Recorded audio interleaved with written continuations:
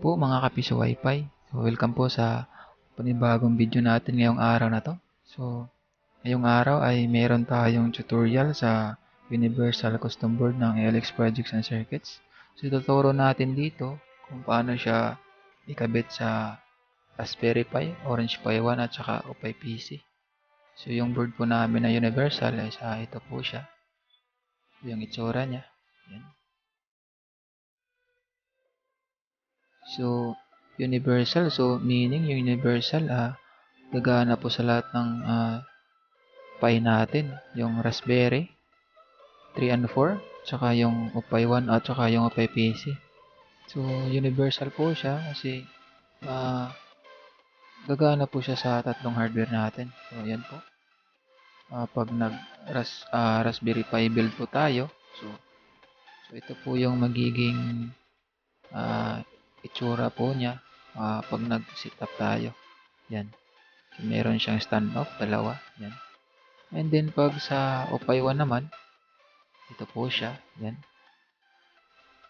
Yan. Ito po ay Orange Pi 1. So, di na kailangan baliktarin yung custom board natin. Kasi, meron na siyang slot sa Orange Pi 1. Yan. Ito yung slot niya. So, yan. And then, sa Opay PC build naman, ito po siya. Magkasing tulad lang sila ng Raspberry Pi. Yan. So, yung ititest natin ngayon is yung Orange Pi PC. Ito. So, ito yung isi-set up natin ngayon at ititest natin yung custom board natin dito kung magpo-function ba siya gamit yung Orange Pi PC natin. So, bago yun, discuss muna natin yung yung mga I/O niya, inputs and outputs at saka yung function ng Universal Custom Board namin. So bago yun, unahin natin yung mood settings niya. Ito po yun. Ito po yung mood settings jumper niya. Yan. So may nakikita tayo ditong 5 jumper. Yan. So nakikita natin dito sa bandang to, meron siyang nakasulat na Opay 1 mode. And dito naman, RPI Opay PC mode. Yan. So, ibig sabihin po nito, pag gumamit tayo ng Orange Pi 1, so dapat yung 5 jumper na to, dito po siya nakalagay. Yan. Tulad ng ganito. Yan. Ito po. Ito po si Opay 1. So, pag gumamit po tayo ng Orange Pi 1, yan. So, dapat yung jumper settings natin sa mode niya is nakalagay po dito sa Orange Pi 1 mode. Yan po. And then pag Raspberry Pi naman yung gamit nyo or Orange Pi PC, so ilipat po natin siya. Yan. Dito po siya natin lipat. Dito po natin lagay sa RPI o Pi PC mode. So yung paglipat niya ng jumper, bubunutin lang po natin to. Yan. Bubunutin lang natin isa-isa. So, pwede rin siyang kamayin. Yan. So, ito po yung magiging itsura niya. Yan. Pag wala po siyang jumper. So, mayroon diyang slot ng 6-pin headers, 5-pin headers. So, bali, 3 rows po siya. Yan. So, pag nagamit tayo ng Orange Pi 1, itong jumper natin, dito natin siya ilagay. Isa-isa. Diyan. So, ganyan. So, yung tatlo, yung dalawa niyan, lalagyan natin ng jumper. So, yan, naiwan yung 6. Ito, 1 row na to, na 6, 6 pin. So, A1 siya kasi Opay 1 yung gagamitin natin. Pag Opay PC naman, for RPI, dito natin siya ilagay. Yan. So, yan yung magiging niya. Jumper niya. Jumper settings niya. Ayun, yan. So, ngayon, Opay PC yung gagamitin natin. So, dito natin siya ilagay. Natin siya lahat dito. Dapat malagay nyo siya sa tamang mood niya, yung mood settings niya, kung ano yung gamit na hardware nyo. Kasi pag hindi po siya naka jumper sa RPI tapos Opay 1 yung gamit nyo, hindi talaga siya magpa-function yung board natin. So, ganyan. So, Opay PC yung ititest natin. So, yung jumper settings ko, nandyan po siya. Yan. Sa RPI Opay PC mode. Yan. So, paano po siya ikabit sa Orange Pi 1 na Orange Pi PC natin. So madalian lang po siya. Ito po yung Orange Pi PC natin. Ito. Salpak lang natin tong 40 pin headers niya. Yan. Diyan.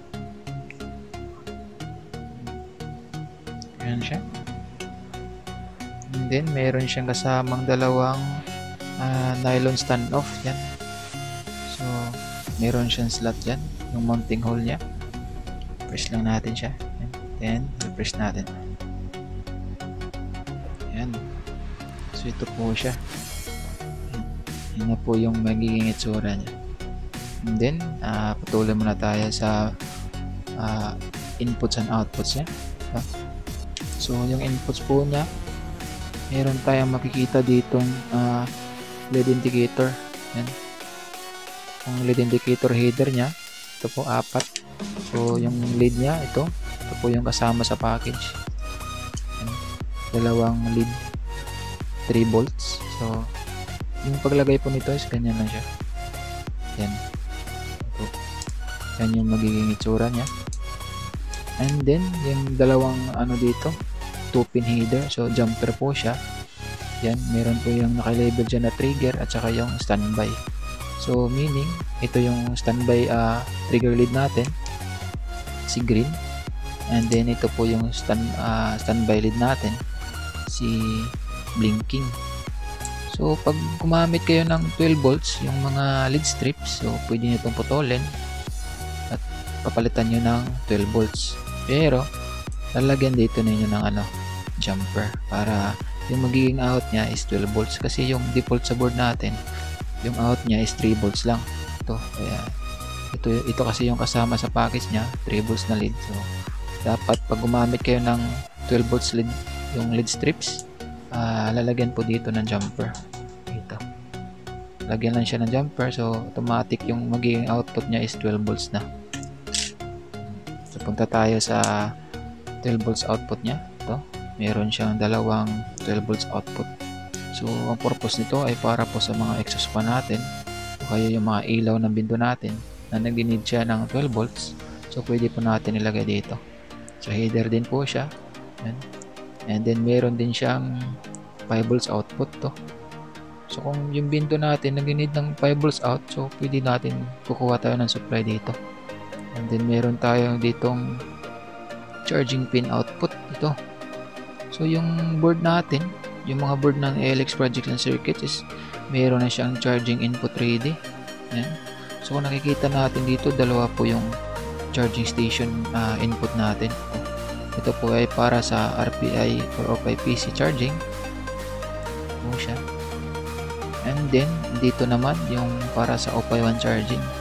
So yung makikita natin dito, 3 pin lang siya. Meaning 3 pin to dalawang dalawang charging station lang pwede dito. So meron siyang ground, yan. And then pin 12 at saka pin 13. So pag gumamit kayo ng charging module, i-config lang natin siya sa pin configuration niya sa settings sa software natin para gagana tong pin niya. So i-assign natin doon, assign natin yung dedicated pin niya para mag-function siya. And then patuloy po tayo, meron po tayo ditong inputs. Yung inputs naman niya, ito yung 12 volts. Ito po yung nagiging input ng power supply natin.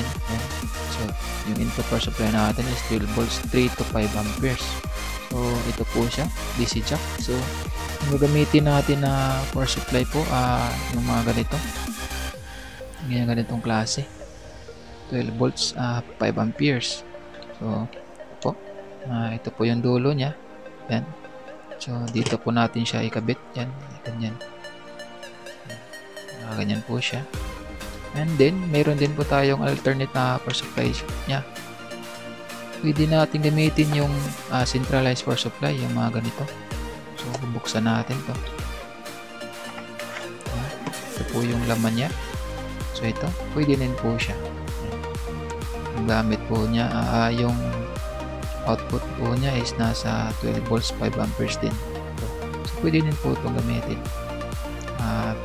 Kung ano po yung available nyo, either ito or kaya yung ganitong klase, So, pwede po siya. So, sunod naman, yung ano niya, USB output niya, ito. Meron ditong USB. So, yung output niya is 5 volts, 3 amp. So, ito po yung magsusupply sa Raspberry Pi natin o kaya sa Orange Pi natin. And then dito, meron tayong coin slot in. Yan, coin slot input. Dito natin lagay si Allen coin slot, yung universal coin slot natin. Dito natin siya i-input. And then yung set pin connector niya, yan. Dito natin siya ikabit.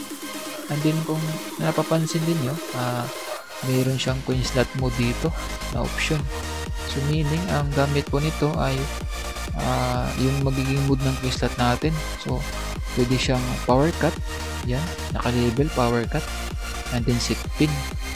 Pag nilagay natin dito, yung jumper niya, bubunutin muna natin. Bunutin natin siya. Yan.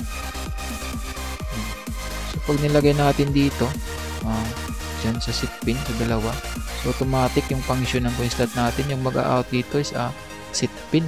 So, gagamit tayo ng set pin connector dito, papunta sa coin slot. Kasi yung coin slot board na pinili mo, set pin. And then, pag nilipat mo naman dito, so, ilipat natin siya sa dyan. So, yung magiging out ng, yung magiging mode ng coin slot natin is naka-power cut po siya. Yan, pag dito natin siya nilagay. So, nooded na itong lagyan ng set pin connector kasi naka-power cut siya. So, dito lang yung tatlong wire lang. So, nilagyan natin siya ng option ng coin slot mode kasi yung iba gumagamit ng mga power cut. So, yung power cut kasi safety rin siya kasi yung coin slot mo hindi palaging naka-on. So, mag-enable lang siya pag nag-insert coin yung ano natin, customer natin. Dito, meron tayong Pi power ito. So, yung meaning yung Pi power natin is pwede natin gamitin yung power ng GPIO. Ito, meron ditong power na 5 volts na lalabas sa pin 2. Yan. So, pag nilagyan natin siya ng jumper, ganyan.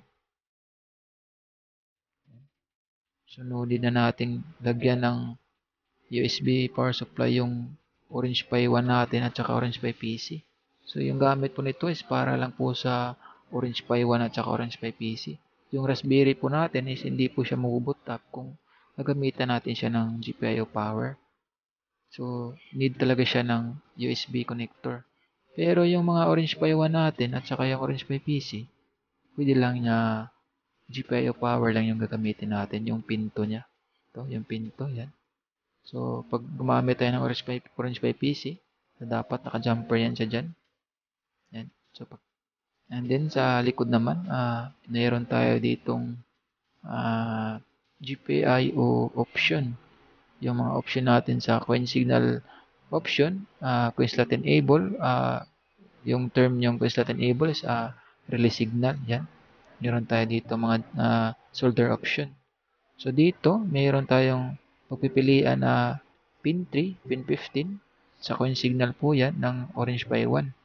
And then, sa relay signal po niya, mayroon siyang pin 11 and then pin 5. So, nakalabel po dyan, OPI P3. So, meaning Orange Pi 1, pin 3.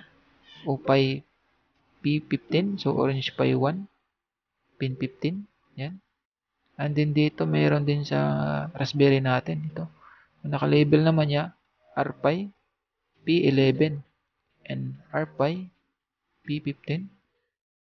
Sa relay signal po yan. And then, sa coin signal naman, RPi pin 15 and then RPi pin 3. So, yung naka-default natin ngayon sa board is pin 3 and pin 5. So, wala tayong babaguhin sa software niya. Hindi tayo mag-config sa pin configuration kasi yung default ng mga software natin is naka 3 and 5 na siya. So, pag nag-flash kayo ng image at saka sinalpak nyo itong board sa hardware nyo, yung Orange Pi PC, so gagana agad siya. Kasi, yung pin configuration niya is 3 and 5 na, yung default na.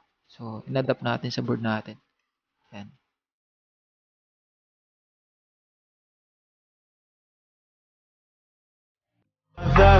It's caught in the crossfire. It's caught in the crossfire.